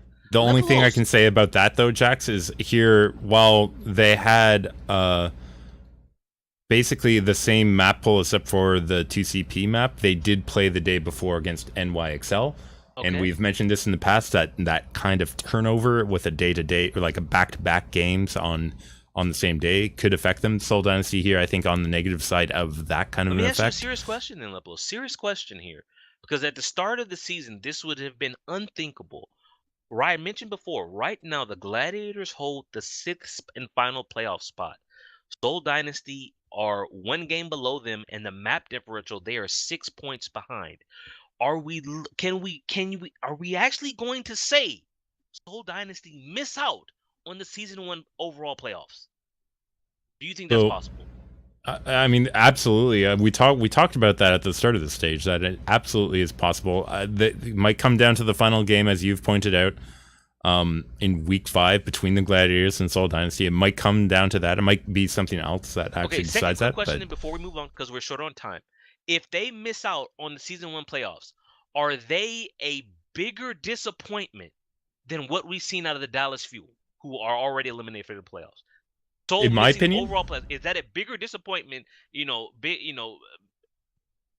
terms of the overall league, what's bigger, Soul missing out on the playoffs or the disaster that has been NV Dallas this season? I mean, it depends on your context that you want to take it in. If you're talking in terms of what I would view as like an absolute failure in terms of skill level and potential, then Right. I'd have to say Fuel by far Okay. has been the biggest Okay. disappointment, right? Okay. If you're talking in terms of the league and in viewers' interest, I mean, the fall of Dallas has generated interest. The struggles of Dynasty, though, in a place where esports is valued so highly, and that is your flagship team in Seoul, and they've done so poorly, that is horrible for them, and I'd say that's actually worse for the league I overall. mean, you say that. I'm trying to get to the Overwatch League page right now because I just wanted to check those bit donations, Lepelos. Let's see. Right now, Dallas Fuel have brought in the most bits. Soul Dynasty coming at fourth. 2 million, a little under 2 million fewer bits than the Dallas Fuel. So as bad as Dallas is, their fan base is still pumping out the Yeah, they're money. rabid. Absolutely. Listen, and that's sort of the point, though. They've had such a drama arc to them, and people love drama, and they're open about it. You look at Soul Dynasty. I don't know how many friends or like fans that they have in North America or Europe or wherever else. I'm sure they have lots of fans out in Seoul as well, If they but miss the playoffs, man, they're. I just want to I say they're wonder they're what happened. tight-lipped, Like, and I so we mean, don't see the drama coming out of them, right? Like the we most have drama we see is mentioned on stage. So we have mentioned that teams like Shanghai, Dallas, and Florida, you just blow them up after the end of the season. If this team doesn't make the playoffs, Levelos, yeah, you take like a little small explosion to Seoul, or is it a really big Tank's one? line is gone for Seoul Oh, immediately. Lepelos dumping Miro. You've heard it here first, people. Overwatch Rundown. Miro gone. And you don't Okay. bring in your support for main tank Okay. without dumping that main tank when you can. Like I'm sorry. Like I know they've had a little interlude, but how many weeks has that interlude been? Miro's not performing unless he can really turn it around somehow, which we didn't see here this week. If he can turn it around for the last 3 weeks, maybe you give him like you continue to trial him out. But at this point, neither of them looking like they're good for that spot. Listeners, at It could Lepelos be. on Twitter. I need to see his Twitter feed blown up because he has said Miro is out. That's who he cuts. The main tank, the original Winston God. I feel like He, their whew, support is still whew. good. I feel like their DPS, if you get rid of Wakid, okay. Oh, Lepelos, that defensive Junkrat that you can't get That's rid still of. not doing work for me, Jax. Listen, he can be defensive all he wants, but I'm afraid of being offensive is sometimes what I have to do here on the Overwatch Rundown. All Speaking right, of doing all that, right. Jax, we need to move on and move into the second game. Don't worry, I it's don't not going care. to take long. I It's don't care. Dragons versus NYXL. Yeah, this is bad. It is so bad. I'm just going to run down one side. The points that the Shanghai Dragons got 1-1-0-1. Listen, I don't know what that is in binary, but that's certainly not the score that they needed to get because that is not a lot of points to capture. It's certainly not against NYXL. Needless to say, they're all twos on NYXL. That means they won 4-0 here. Absolutely destroying Shanghai Dragons. Not a surprise. NYXL probably could have mixed up their entire roster and played off classes here and still won against Shanghai Dragon. So Shanghai for me, like some Dragons. of the while I don't really care about this game, believe it or not, the thing that I look at closely is how many games does Mano play, how many games does Janice play, and Mano played 3 out of the 4 games. It's like why? Why in I this don't one? understand Yeah, what I the don't know coaching why. staff is trying to do with their tank situation here. Like Mano plays 3 and Janice 1 against Shanghai. Like I would have picked what are it the they other way doing? for Shanghai that Janice would have gotten more playtime finally, but no, I would have been wrong. This is really weird. I don't know, man. NYXL has some weird algorithm. It It's like works early days though. of search where it's like, well, it mostly works, and that's what NYXL needs to do. I think Just the Wizard change Zhang things up. guy, he was the head coach of South Korea last year at the World Cup, and at this point, I mean, I know Krusty has thrown his name into it, but can you if you were Korean and you were picking your coaches, could you pick against this guy, Lep? I Like, don't would you think go for so. Krusty? Him and his staff are looking really, really good. I liked the interviews. He's very intelligent, approach things Right. I mean, he was maybe a little more open than he should have been, but he was very clear about the approach that they're taking, and I like it. A lot of people like, oh, that's like way too much numbers. I'm sorry, that's sort of your one of the tools you have when you're a coach. So I like the work that he's been doing. He has a great team, obviously, that supports him with that, because it's harder to do that with a team that are having execution errors, and I don't feel like NOXL having that. Shanghai Dragons showing exactly the opposite, having execution errors. We've talked about them already today. I don't want to talk about them anymore, though. Lipolos, the only thing I have to ask you, out of the two of us, you like Genji more. Uh, Ado playing a lot of Genji here, man. On 3 of the 4 maps, he plays Genji. I think that while you and I are both, like his Genji, I think he needs to take a step away from the Genji and move on to something else. Absolutely. Genji is not doing it. Like, so when I look at what the Shanghai Dragons play, I'm like, they don't play Hanzo at all ever. They have Dia on Widow. They run Ado on Genji Tracer, a little junk, but it's still so much Genji and Tracer. It's like, I know they're not playing for a playoff spot, but when I came into this stage, I was like, I was thinking, this is the time for Shanghai where the meta is just being thrown, and so many of these teams are so reliant on dive and have been so reliant on Tracer that this is when Shanghai can strike and get that win. They can catch someone who's not ready, right? Because they're all used to this Tracer, and Yeah. they're the ones being caught. And They're yeah, not I mean, many. like I that mean, they goes made a back to few last adjustments, week like the with Fury Fuel. playing the baguette, but it's like, it's not I mean, some of that is the good. communication errors or problems that I they've had with forget the lack they of a didn't have a translator. But we're translator for talking about them 2 weeks again, ago. Jackson. I don't need to talk about them because they're doing nothing. They are Levels, nothing they right can't now. even talk to each other, so why are we talking about them? They have no Yeah, they've translator. exactly. Let's go ahead instead move on to the final game of the week. This between the Fuel and the Fusion. Jax, neither of us picked this one. Dallas Fuel 3-1 over the Philadelphia Fusion. Listen. They were your Black Oh Star boy. pick of the week versus Uprising. That was amazing. I was upset, but I couldn't be upset here with the Fuel. I was clearly upset with the Fusion, though. You got to be upset. Listen. The reason why, okay, people, well, Jax, how do you pick them over one team and not the other? Because Philadelphia Fusion is fighting for that playoff spot. Right now, they're in 5th place, 21-13 overall. They're safer, because they're in 5th, right? So they've got at least a spot to drop. It's not too safe though, Lepos. Not if you keep dropping games like this. They share the same map differential as the Los Angeles Gladiators, which is positive 17. So for me, I'm saying Philly, you're still fighting for one stage playoffs and season playoffs. So I expected them to come out and bring the fire. I said, Chef Coach Heidi, I went looking at the Twitter page to see what she fed the team that Saturday.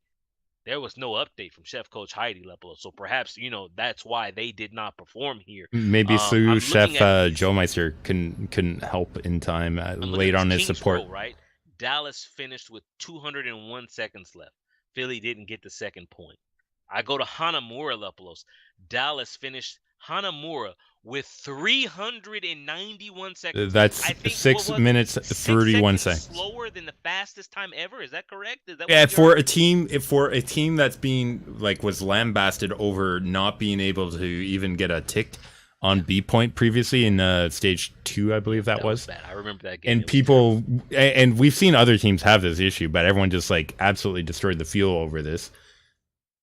Here they set almost a record time, certainly for them, on Hanamura, and then they shut down Fusion completely on A point. And my mind blown, Leplos. EQO, and this is where it comes out, right? You've got Mickey playing the baguette on A point Hanamura.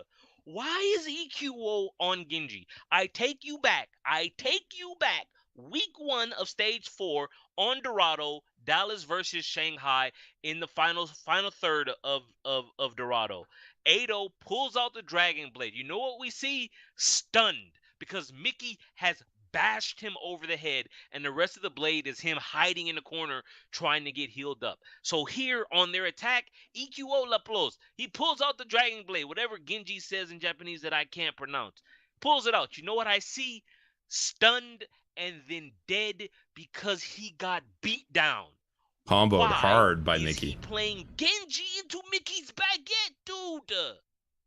Yeah. Laplos, I'm giving Arrow all this credit. No, sorry. I have to give Arrow credit, right? Is it Arrow who deserves the credit for strategizing that? You know what? They're gonna run Genji. Let's play Mickey on Baguette.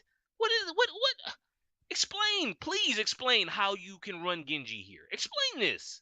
Listen. Maybe they needed that assassin Shadowburn Genji out checks. I don't entirely know. And listen, I was making a little joke there. That actually might be true if you're going to run Genji in the current meta because you can't just go in like that. It was an awful play. Lepelos. Worth checking out if you want to You watch were awful joking Genji. about it, right? But then you go to Lijiang Tower, Philadelphia. It's halftime, right? Philadelphia Fusion, the coaching staff, they had to go to the bench. They had to bring out the relief Lepelos.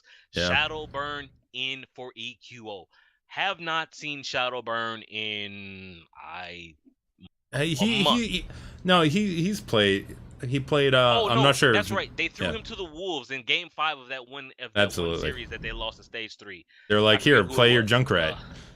Yes, and he got rolled. It was on. Was it Oasis? Yeah, Junkertown as well, though, on one of them. yeah. But It was anyways, bad, basically. But here, Lupulos, you come out, you see Shadowburn playing the Pharah. He's like agilities, and it works on Li Jiang. Dallas Fuel with Taimu on the Widow on the McCree. They didn't really have an answer, and they got destroyed. Right. So you're saying, okay, we picked Fusion. They're turning it around now. 100-0, 169. That's a fantastic scoreline for Li Jiang Tower. And then you go to Watch Point Gibraltar, Lupulos, and then you've got questions again. I've got questions because I'm looking here at one point.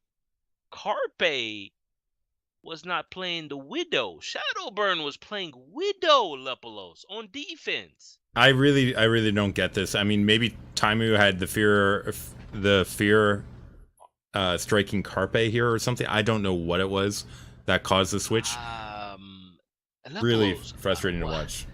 This though, the Dallas Fuel, they have adapted and embraced this meta change more than any other team. Mickey plays the baguette more than any other person. Now, you have people like Mumu who said early on that, dive is still a thing. You want to know why dive is not a thing? Because of baguette. They ran Sado, they ran dive tanks, Winston and Diva. You know what happens? They jump in, bang, bang, stun, stun, dead. Next. Yes, they had some brief moments with the double sniper, Widow, Hanzo. Fantastic play with Carpe and Shadowburn. But that was not enough, Lepelos. It was what, three? It was 4-3 in favor of the Dallas Fuel. Solid, solid play from this team. Yeah. Solid play from this team. And if Now, you're, I there's don't, I two don't, for this one particular. There's two great like Taimu heating up again. It's like yeah, Links here. The Widowmaker coming out like that, making huge plays, particularly Hanamura and Gibraltar. Like you can't bet on this week to week, and certainly not with Taimu. But it's nice when it happens. But that I mean, that Mickey being play, said, it's great. 2 weeks in a row though, Lepelos. Taimu has produced at a pretty high level. Is People are I saying old Mu is back, or Brent is saying, or Sideshow saying, this is the Dallas Fuel. We started the season one and see they have returned. yeah. Everybody's smoking this fuel, this fuel Kool-Aid and drinking it. Yeah, listen. When you're down to vapors, you might start seeing things. But Jax, Are they in? Are we Taimu can go inhaling too silent many again. It's fumes? Is what you're possible. saying, Lepelos? They definitely. There's a couple questions I want for you. Well, I'll only ask one though. There is something Okay. else I do want to say. Like Taimu obviously popping off. Everyone's focusing on Mickey. He's made some huge plays, individual plays, but I want to go back to the Dallas and Uprising to bring up the plus minus scores overall, Yeah. and actually just go to kills because let's get a minus out of here. Seagull in Boston Uprising versus the Dallas Fuel, 49 kills in that series, and obviously Mickey's had huge plays. I think he got MVP for both of the games, but aside from Taimu going off and aside from Mickey, Seagull's doing really well right now.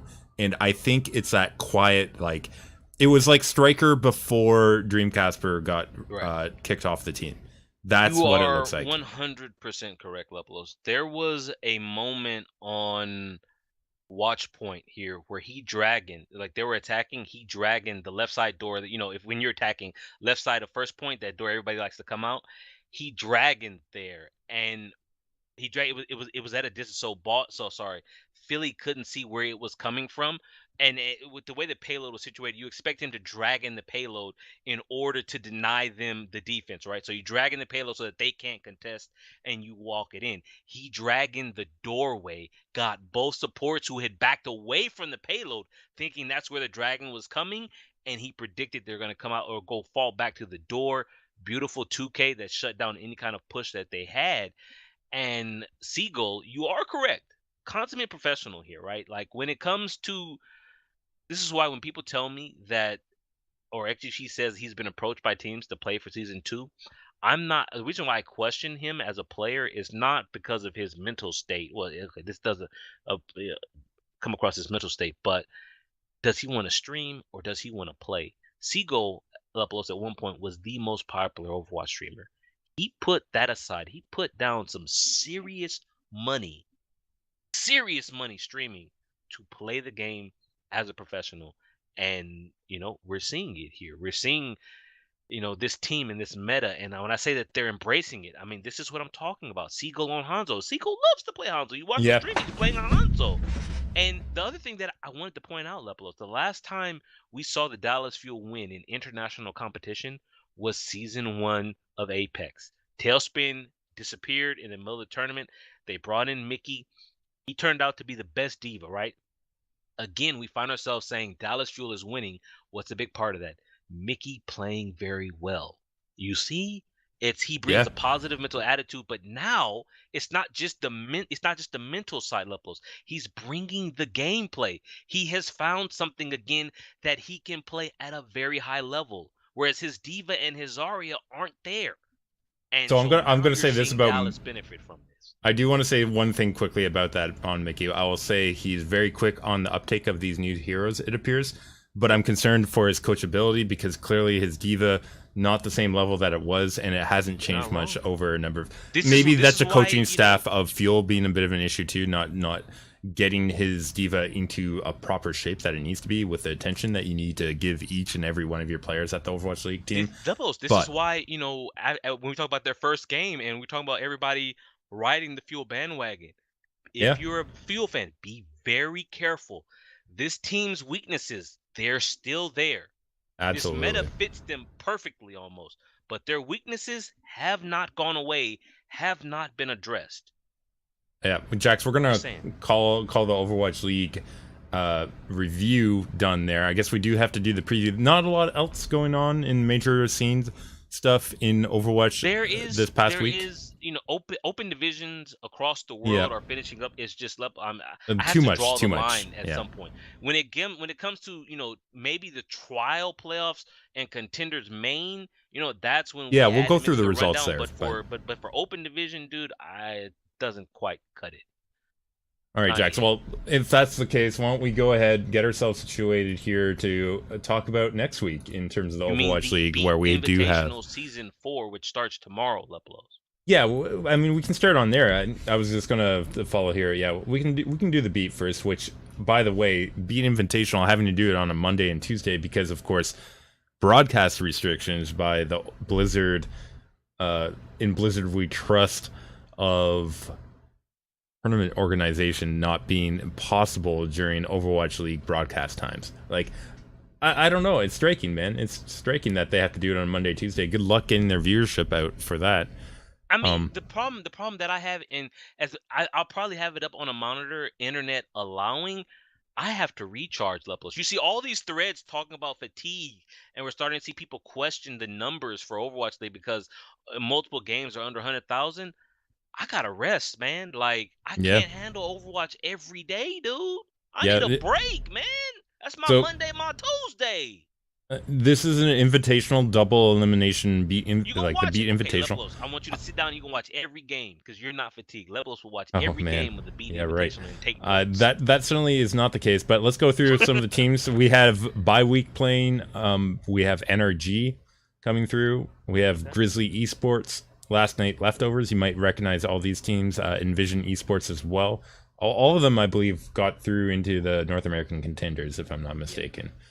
On top of, or sorry, not North American, but also European in the for Grizzly Esports. I believe they were European. But on top of that, we also have a couple of invited teams. So we have Karasuno, we have No Clout, which, by the way, I don't even know who is playing for No Clout, and we have Goats as well. So, we'll see what comes of this tournament. Brackets already up. We have Envision taking on Goats, Grizzlies taking on Last Night's Leftovers, and Energy taking on No Clout, Bye Week taking on Karasuno. I'm interested in the quarterfinals to see the Grizzly Esports take on Last Night Leftovers off the start. From there, though, I don't know who to predict to take this all at this point. I'm not levels. I'm assuming this will be on live, right? So we'll finally see competitive Overwatch on the current patch that you and I play. Get ready for some Hanzo action. So that's something that I'm looking forward to, because I'm still not, I'm still not sure how this patch plays at the professional level, because we don't get to see it in Overwatch League. Outside of that, this is kind of like tier two, uh, tier two Yeah, of tier two. it is. So Yeah. like tier one, where you have all the academy teams like Fusion University, blah blah blah. Although you have NRG Esports, which is the San Francisco Shock Academy team. You have Envision, who also made it to the LAN semifinals of Contenders North America. So I'm looking to see, how the teams have settled. We've seen a couple of roster changes, and leading up to Contender Season 2, which starts sometime soon. I'm assuming, I'm semi interested in this. It's just I'm tired, Lepelos. I have to limit how much Overwatch I have in my life, dude. Well, If you want speaking me, of if you want me to tiring stay and up to limiting, date Jax, on we're going to move Overwatch, this. We got to move on then and talk about the okay. predictions for week 3 of Overwatch League, so we can I get don't this know done. if I have another Black Star. Like, Black Star predictions are the ones you take to Vegas. And yes, Boston cost us. Like, that's not my fault. You saw it. They threw the game. They can't shoot down Farah. But the other Black Star is fine. It's just you can't blame me for Boston being unable to shoot down the Farah. You can't. No, I'm not going to blame you, but let's go ahead and do this. Week 3, starting game 1, New York Excelsior taking on Philadelphia Fusion. I'm feeling NYXL here. Who do you got? I mean, I have to pick New York, although at this point, they can lose every game for the rest of the season, and they will still finish in first place overall. And yet I don't think they'll do that. The second game, Dynasty versus Dragons. Listen, Dynasty is being tested. Black Star prediction from you, the Canadian Star prediction here. No, I've already said that I'm not picking Shanghai Dragons because they're that bad. I'm just saying the potential is there because of how unfortunate Seoul Dynasty has played and has played against Shanghai Dragons in the past. With their translator not being there for like a week or 2 weeks. Yeah, come on. Shanghai Dragons shouldn't take this. Shanghai. Should not. I would love to listen. If they had shown me anything in the previous 2 weeks, I would pick Shanghai, because Seoul is so questionable right now. I can't do it. I think Seoul might actually drop a map to them. It'll be 3-1 Seoul, but I would love for Shanghai. If you're a Dynasty fan, you wouldn't like it, but I would love for Shanghai to win this. That would just be amazing. That would be a story right there. Very, listen. If Shanghai Dragon win against Seoul Dynasty here, Seoul Dynasty go on to fall out of the playoffs. That's what I'm gonna say. So, it would be huge. They're already a game behind. They can't really afford to lose gimme games like they have this week. Yeah. Speaking of important battles, though, Jax, a Battle of LA, Valiant versus Gladiator. I've got my shield up for this one too. We're both picking Gladiators. You said it. Valiant looking like they will drop against a strong opponent. Gladiators right now looking like a pretty strong opponent. Gladiators currently undefeated on Blizzard World. Does Valiant take this map from them? Gladiators undefeated on Blizzard World? Gladiators have not lost Blizzard World yet, so I think they're 7-0. I think so far this season. Yeah, they're gonna continue winning on that one through the Valiant here. I suspect they'll continue to win on that map. They have that one figured out. Let's go ahead and talk about day 2 though, where we have an interesting matchup come up right off the start. When talking Spitfire versus Boston Uprising. Jack's here, not sure which London. one he's going to be. This is London. I have to go with you on that one too. I gave them a chance last week against the Valiant. London actually stepped up Now they were pressed, right? Both of their games last week went to 5, but they're playing the Shock, which I think is a pretty good team, and Soul Dynasty team, which they should not have been pushed to 5, but they were. I can't pick Boston. Like how do I pick Boston when they run? I can't do it, man. I can't. No, Do I I think they agree can with you. beat them? Yes, but they would have to figure. I don't. They haven't shown me that they figured out this meta. They haven't. Yeah, Striker is not carrying hard enough right now for the uprising. Let's be honest. Mistake's not carrying his weight, in my opinion. Huge issues for uprising when they take on London. Is I think Neko this will back? I still go don't for know. Are they gonna 5. run Aim God again? Not that Aim God is really the problem. No, I still think this will go 5 though. But anyways, Jax, let's move on to game 2 of day 2. Shock taking on Dallas Fuel. Okay, wait. Quick question though. Previous series, Oh, okay. Back Oasis to is in. Spitfire Does uprising. London take Oasis? No, Okay. no. All right. Okay, Shock taking on Dallas Fuel. Jax, how are you Oh, feeling about this one? this here, Lepelos. I know we Lepelos. The last 2 weeks we've been trying a modified format where we don't have a feature game of the week, and we're trying to keep our times short and keep the pace of the episode going. This though, if we had a game of the week, this has the potential. And yes, I'm Absolutely. talking about San Francisco Shock versus the Dallas Fuel. Right now, off the top of my head, I don't know who's going to win this game. This could go so This many ways, but listen. this I know Shock dropped against London there, but they have proper coaching now, and yeah, so do Fuel. But I feel like Shock, as I said about Shock last week when I picked them for his Spitfire win, I believe. I think they have things coming together, and just because they dropped that one doesn't mean things still aren't coming together for them. And I think it's going to be holy crap! tight This enough for them is to win here against Dallas. I think Dallas has an I opportunity to win, but I am I think not it's going Shock. to tag the Fuel. I'm gonna go with the Shock. Yeah, Just because I think okay, one, I think teams have let Dallas get away with things. The only team that has not, and Coach Depe even I'd have to find it. He tweeted out today. Just give me a second while I pull it up. Thankfully, the internet is working. Depe, coach of the Gladiators, on May 26th. Looking back, the biggest upset of Stage 4 will be that we beat the Fuel in Week 1. So he's saying that was an upset because they caught the Fuel before they had figured things out. Leplos. oh wow. I'll ask you quickly, do you agree with that? Because I'm still trying to figure out who I'm going to pick in this series. Do I agree with it? No, I think that's giving a little too much praise for something that shouldn't be so hard to figure out. If like Right. I've said this before. I just said this when I was talking about Mickey. Listen, great on the uptake. I don't think in the long term, if you analyze their team and how they're performing, that they necessarily will continue performing that well once you counter them. Obviously, if Taimu performs like Linkser did that one week, and Taimu continues to hit like Yeah, all but of then his Leplos, you headshots, said they can Seagull win. was the guy. 49 eliminations. And I think Seagull 49 will. kills. Yeah, but he can't put the whole back on, or the whole team on his back. It's like Unco Striker now right in now. place of Chips. That's one of the differences they had in Week 1. They had Chips. Now they're running Unco, the better Zen. Yeah, I agree with Leplos, that too. I'm giving you outs now, Leplos, to pick the I'm not. Dallas Fuel. You're I'm not not. taking them. I'm not going to take them. I'm telling you. I believe in the Shock here right now. I have enough preparation and enough prep See, the thing, video I'm trying. against the See, so Fuel. far we've taken the same thing, and I really don't want to pick Dallas because I don't think they'll win. But you've taken San Francisco, and so Lepelos, I must stand up for all the filthy Fuel fans in the world.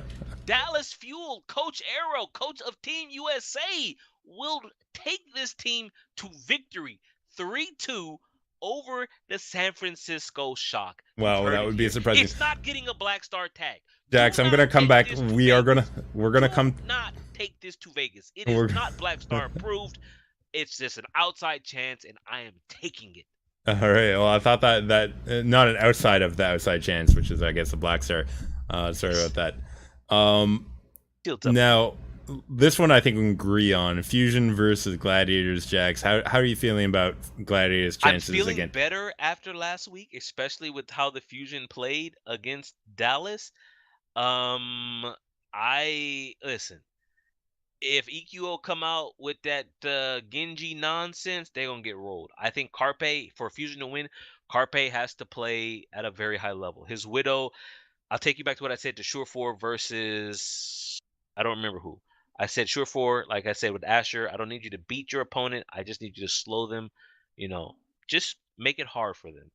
I'm taking the Gladiators. Right now they're playing so well, Lepelos. I have to go agree with you here too. Carpe not gonna hit that excellent performance here. Obviously, it can happen. I don't think it will though. But both these games, I will Gladiators say for gonna the win. Gladiators, like when it comes, you know me, I feel that Jax. mentally this team is weak. This is a big week for them to help lock up playoff spots, Lepelos. Valiant and Fusion, both teams that are above them in the standings. If Yeah, you want to secure that playoff huge. spot, this is where they do it. This is Yeah, where D-Pay shows me he has instilled something into his players and made them into winners. We'll see. I mean, if they win both games, 6-0 for the stage, that's pretty huge. Monster Let's move stuff. into day 3 though. Houston Outlaws taking on Shanghai Dragons. Do we have to? Do we have to? Houston, but Yeah, you know, Houston. They can fail, but I don't think they're going to fail so badly that Dragons will beat them. Right. I Next wish this is game. just so sad. I've already said it, dude. If Shanghai had shown me Yeah, we don't anything, need to. We don't but need to yeah. go over that again. Mayhem versus Dynasty Jacks. Again, not a great series here. Wow, this day is. Yeah. Lebelos, So quick question though: can Saya play a carry over his Soul Dynasty?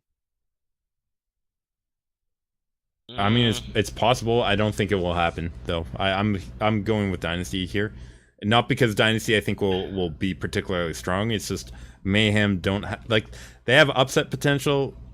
Um, it depends. Like we've seen them come out at the yeah. end of stage 2 into the start of stage 1, I believe, or sorry, end of start of stage 3, and they were looking good, and then they collapsed. And Jax, it don't look like they've reached that spot of their learning progress again. Okay. So Okay. I don't see them taking this one. Moving on to game 3 then of day Oh 3, wait, we had. did I also say Soul? I think I did. Or if I didn't, I do I now. assumed you were. Yeah, I guess. and believe it or not, I have taken Krusty Lepelos. Does he have a chip on his shoulder? Does he have a chip on his shoulder here, Coach Krusty of San Francisco Shock? Absolutely. I think this is a little bit of pride that he probably wants to win against the Uprising. That, in part with everything else I said about the Shock over the Fuel, I think they will have the edge on the Uprising, particularly when you consider I've got to slow you Striker down. not. I've got to slow you down then. This team went undefeated in the regular season of stage 3. I think going back to stage 2, it was like a 14 or 15 regular stage winning streak. If you take the Boston Uprising here, you are saying they're going to start stage 4 0-6. I am saying I'm that, giving you a Jax. chance to change your pick, I Lepelos. am not changing my opinion. Listen, I think. Wow. I'm not saying this is like a locked in thing. You know, this is one of those. It's not a black star pick here, No. Jax. This I think is this yeah. is going to be a pretty even game, and I think Shock will edge it out. And both teams play on both days, both the Right. one or the Thursday and the Friday. So there's not an advantage there. In fact, let me go check maps. Oh, advantage shock Lepelos. Look at the map pool. Kings Row, Hanamura, Oasis, Watch Point. Kings Row, Absolutely, Hanamura, Lijiang, Watch Point. 3 out of the 4 maps are the same for the San Francisco Shock, whereas Boston have Blizzard World, Horizon Lunar Colony, Oasis, and Dorado in their first game.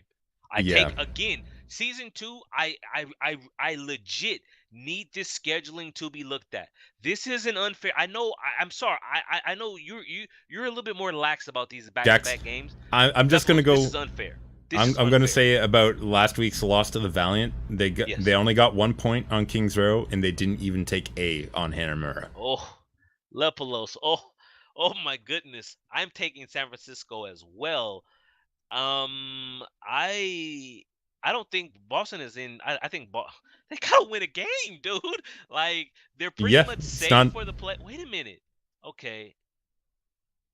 No. Okay. Seoul. If Seoul and Houston were playing any better, I would worry for Boston.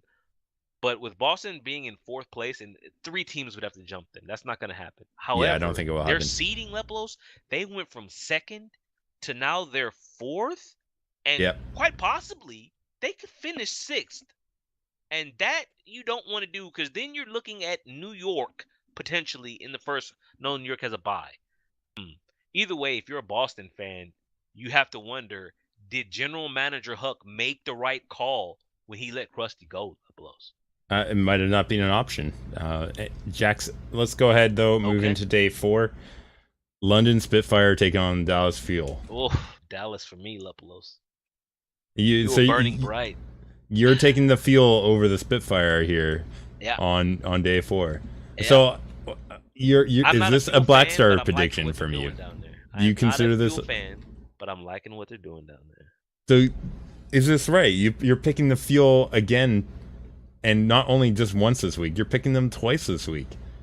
Okay, the first one I'm picking because you took San Francisco, and we can't pick the same thing every time, Lupulos. We can't do it. Well, And I'm gonna we're pursue not doing it your London here here. again, but Dallas is performing. The head coach D Pay says today biggest upset so far of the stage is the Gladiators over the Fuel. I think he has partaken of the legal marijuana usage in California. I think that has affected his tweeting. However, I gotta make it interesting, Lepelos. I gotta make it interesting. If everyone picks London, no one makes any money in Vegas. But no, this is again not a Black Star pick. You don't take this pick to Vegas. No. Yeah, listen, I can easily see Fuel getting out here to win this. Yeah. But I have to give the edge to Spitfire ultimately. I do. Close. So Okay. I'm gonna give it to them. This is one of those ones where it's still pretty close though. So Yeah. we could see this is a high variability match, Jax. We could see an Yes. awful Dallas Fuel Yes. come out. We could see an awful London, and they play closely. Or we could see There one are team so being many great and one team consistency being checks this week. Gladiators, San Francisco Shock, and Dallas Fuel. Now, San Francisco and Dallas, that one's kind of it's an offset because they play each other. I But want to for talk. their I want to second bring game- this up here though quickly, Jack. Yeah, So, go ahead. you picking Dallas Fuel here to win 2 games, that would put Dallas Fuel at a 5-1 record. Yes. Do they make stage 4 playoffs? In your opinion? Quick look. Next week, next week they play Houston and Florida. That's a double win. Week 5 they play the Seoul Dynasty. That's a win. Week 6 they play the Los Angeles Valiant. That is a win. That is the Dallas Fuel going. Oh wait, is it 9-1? 9-1 Lepelos. The entire stage to make the playoffs. You're hearing that here from Dallas Jax. Fuel to Second win place. out. To win out the rest of the stage 4, unless there's injury, like I remixed breaking a toe, or Uncle when he played with the Valiant, he had that upper body injury. Lepelos turned out it was an eye problem. Why they called it upper body, I don't know. But putting random injury aside, Dallas Fuel, you heard it here. You heard it first to make the stage 4 playoffs. There you go. Okay. You can take to Vegas. Black Star prediction. Well, this one's not going to tagged. pay out, Jax. What's your picks between NYXL versus Valiant? Please, that's NYXL. Yeah, same here. We're both the same on that one. We end with Mayhem taking on Houston Outlaws. And this one, listen. Yeah. Do you think Houston's warmed up since Shanghai Dragons? But if Florida wasn't completely terrible, I yeah, would pick them here. But they're completely. I mean, I'm sorry, Lepelos, they've given me nothing to work with besides Saya Player, and that's not enough. He has shown that even though he can kill in a fight, he can kill 4 people, and it still not be enough. Right? If that's the case, I can't ever pick that team. But don't be surprised if Florida beats them. I'm just saying, don't be surprised. yeah. I take Houston, but I have to go with Houston as well. I mean, obviously, there's a route here for Mayhem to win, and that includes Saya Player absolutely shutting down Linkser, and from there, who knows what can happen. I think that's their avenue to win, and I think that's a likely one. I'm not saying it's like 60% chance here of Mayhem winning. It's lower, Blizzard but World, Horizon, Lunar Colony, Oasis, Watchpoint. 2 of those maps probably gonna come down to the Widow. And it'll be interesting. Both teams can run double sniper. Tavik is a pretty good Hanzo. And you got Saya Player on the Widowmaker, right? So you've got Widow Hanzo for both sides. And that Lepelos gets very interesting to me because I'm not so sure Houston can win that. But I'm still gonna take Houston. Ooh, I'm so tempted to take Florida right now. I am so tempted. Lepelos, talk me into taking Florida. Why should I Okay. not take Florida? Well, the problem with Florida goes back to their support and their tank line, right? And But just because that they that have DPS that Raucus do and well. Raucus and Bonnie and Boink looked terrible last week, Leplos. Yeah, but That's the you worst have a they've ever strong tank played. line. You have a strong tank line coming on the side You're not wrong. You're of not Houston, wrong. and that's basically all you need in a team game that has, so many ups and downs for the most part. When you have teams with high variability in terms of their play, the most consistent players are your tanks usually, or sorry, not the most consistent players. When you have consistency in your tanks, that has the greatest impact in that the play between those two teams, and that's because they decide the fights. And Houston has that better than the Florida Mayhem I do. tried, people, listeners. I tried to pick the Florida Mayhem. Leplos, you've just heard. He has talked me out of doing it. He has talked me out of voting for Florida. I have to take the Houston Outlaws. What a sad end to the week. That's a really bad end in the week on. My goodness. Okay. Listen, we've talked about viewer fatigue and some weeks being better than others. This week, obviously anything can happen. There are a couple but really good games here, like Battle for LA. If the Valiant yeah, learn how to take a hit to the chin, that could be a really good series. But but I think day Fisher 3 and the might be a Gladiators looking to sleeper. drop some. They looking to land some blows. I really Fields up, man. Okay, Fields so up. like Gladiators versus Valiant should be really good. The Shock versus Dallas might be good. Yeah. Day 3 Boston versus Shock might be interesting there too. Maybe. And final day is Spitfire versus Fuel. Those are like, if I was to pick one game a day to watch, those are the ones I'd say, like, those are the games each day to watch. But we don't know that. Who knows by the end what will be fun and interesting to watch? It might be anything else but that. Oh, we're way over time, Leplos. And we are way over time. Crap. Yep. What happened here? Listen. I try and move us along, Jax, but Leplos, sometimes we don't even have full coverage. we don't even have full coverage. I know, which is why we're going to continue on with this going forward. But guys, do let us know what you guys think about some of our discussion. You can reach us at OW Rundown on Twitter. I'm at Leplos. I know it's He's been at Jax_Blake. Leplos has said Miro. He's Jack's having some internet problems apparently, but Jack's saying Miro is somebody that I'd probably let go from the Seoul Dynasty, considering his play over the past season. I need tweets, people. Do you agree with Atwood what he said? Miro gone. Jack's so upset. His packet loss is going crazy. Yeah, Jax is done, but we're closing out here on the Overwatch Rundown. So do let us know on Twitter. We are also live on Twitch TV/Leplos, 9 p.m. PST on Sundays. Also on YouTube/Leplos there if you want to find us on that one. But do appreciate you guys listening to us. And while you hear Jax disconnecting and reconnecting, I want to thank all of you guys for connecting with us and staying tuned and listened in for now 90 episodes. Gonna play us out, Jax.